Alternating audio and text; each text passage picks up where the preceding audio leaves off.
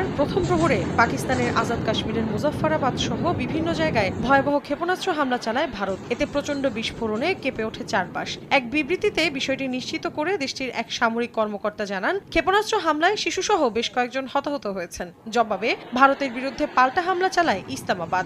ভারতীয় সেনাবাহিনীর একটি ব্রিগেড সদর দফতর ও চেকপোস্টে হামলা চালিয়ে তা ধ্বংসের দাবি করে পাকিস্তান। পাশাপাশি কয়েকটি যুদ্ধবিমান ও ড্রোন ভূপাতিতের দাবিও তাদের। এছাড়া দুদেশের সীমান্তে চলে তীব্র গোলাগুলি।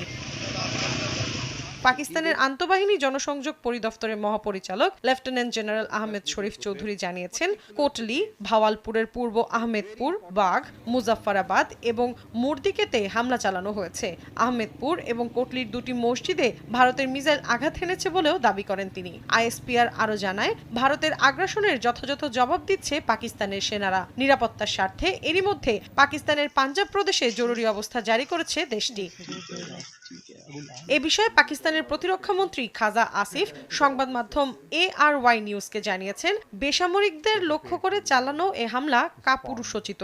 ভারতের ক্ষেপণাস্ত্র হামলাকে যুদ্ধের পদক্ষেপ উল্লেখ করে তীব্র নিন্দা জানিয়েছেন দেশটির প্রধানমন্ত্রী শাহবাজ শরীফ। সামাজিক যোগাযোগ মাধ্যম এক্সের এক পোস্টে তিনি বলেন, শত্রুকে কখনোই তার ঘৃণ্য উদ্দেশ্যে সফল হতে দেয়া হবে না।